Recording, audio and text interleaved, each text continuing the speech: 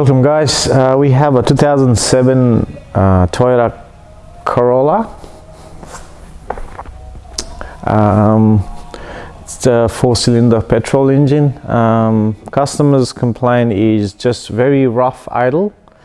I'll just quickly start the car and let's see what's customers complaining about.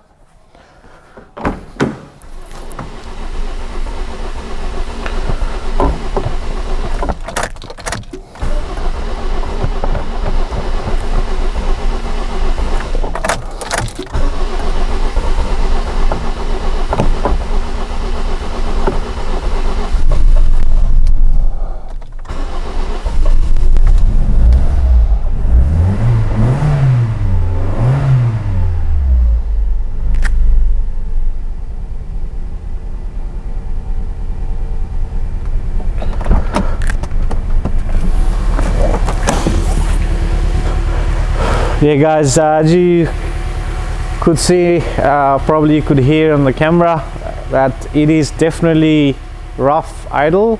The car is running at the moment. I can feel there's kind of like a misfire, not really a misfire but very rough idle, and it was really difficult to start after the first attempt. And once the car started, I could smell a lot of fuel from the exhaust, and I can see a lot of smoke from the exhaust as well. When I rev it hard, it's good, and I did take it for a drive earlier. It drives good, okay, plenty of power on a straight road, but as soon as it come down to idle, very rough. So usually a couple of things I can think of when this happens. One's obviously is a vacuum leak that can give you a rough idle, and when you rev it, it's good. And second thing I can think of is maybe engine mechanical issue, like a compression issue. That can also give you that similar sort of scenario most of the time, rough idle, and when you rev it, it's good. Okay, let's go under the hood and let's see what we can figure out. I'm under the hood now. I can definitely feel that engine sort of shaking a bit. It's not bad. I don't think it's like a misfire. It's some kind of hesitation there, and I don't really hear any vacuum leak. But before, when I was trying to start, I already didn't like the sound of the engine. You know, it's not consistent. So I'm already thinking it does have that mechanical issue. So I'll probably gonna go straight to that, but if that's not the case, I'll probably come back to do the intake leak test or something like that, smoke test. But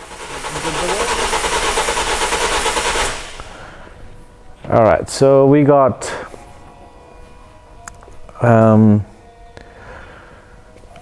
two bad cylinders here, 82 and 86% compression. Now this compression test only gonna give you sort of like a compression analysis overall. It's not gonna tell me which cylinder is bad. So we know there's some kind of compression issue. We can hear it in the starter noise, and also we can see it on the scope here on the screen. So definitely this 2-cylinder. Now we gotta figure it out which cylinder is at fault. So what I'm gonna do, I'm gonna close this. Now I'll just pause that. Let's go back one page. So I'll just zoom right in there somewhere. Let's take 2 or 3. Okay, now from here to here is, I'm sorry, I'll have to go back something. So from here to here is my 4-cylinder compression. So as you can follow up there, you got 1, 2, 3, 4-cylinder back to 1. So on this engine, I know from memory the firing order is 1, 3, 4, 2. Okay, so this is my number 1 compression, 3 compression, number 4 compression, number 2 compression. So look, back to 1. Looks like number 2 and number 1 is low compression. You can see right there. I'll just pull that down. See that this number 1 and number 2 is lower than this other number 3 and 4. I'm going to crank the engine again.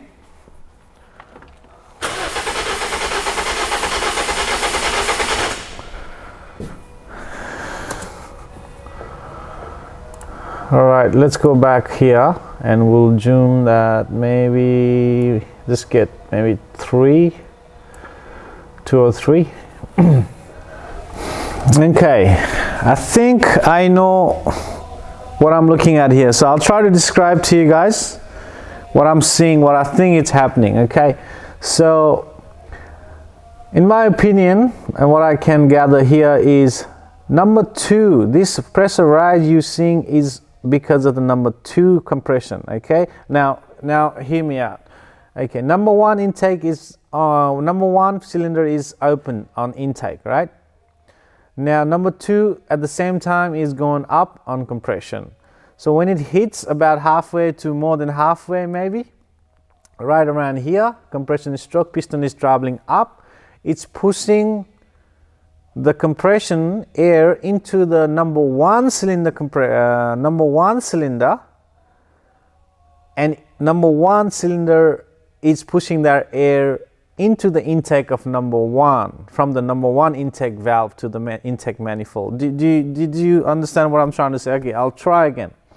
Number 2 is coming up on compression, pushing the air into the number 1 cylinder, and number 1 intake valve is open at the same time. That's why we have pressure rise up here, because of that reason. So there's a leak between number 1 and number 2 piston through the, I would say, head gasket, possibly. Okay, I'm gonna take this number 1 and number 2 spark plugs out.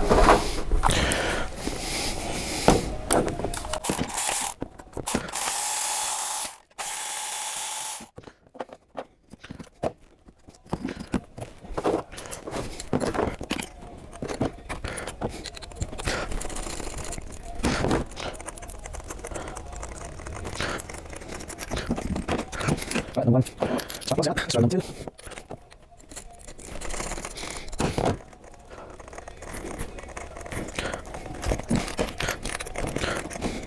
It's number 2 out. Smells very fuel in that spark plugs.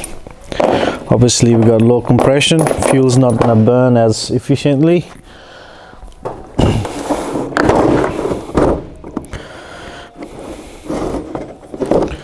So next step I want to use is my cylinder leak down tester. So I'm just going to screw that adapter in the hole.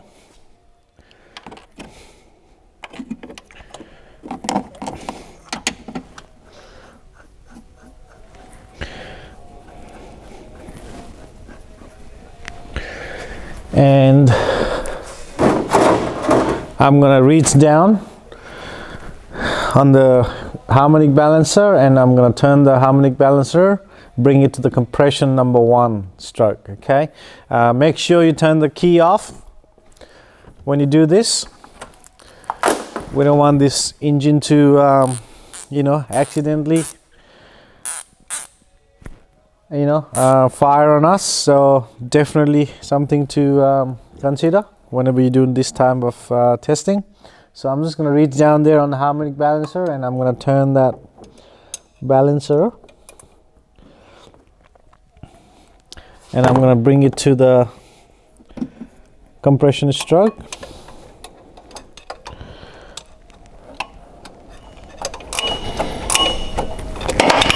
Alright, that should be our number 1 compression. So what we're going to do, we're going to put some air down there. Alright, I'm just going to attach the air.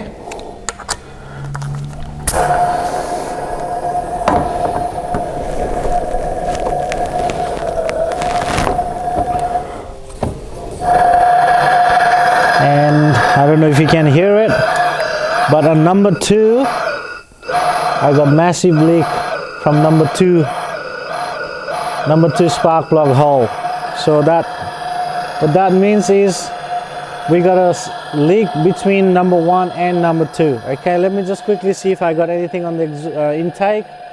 I don't feel anything on intake. Let me go and see if anything on the exhaust.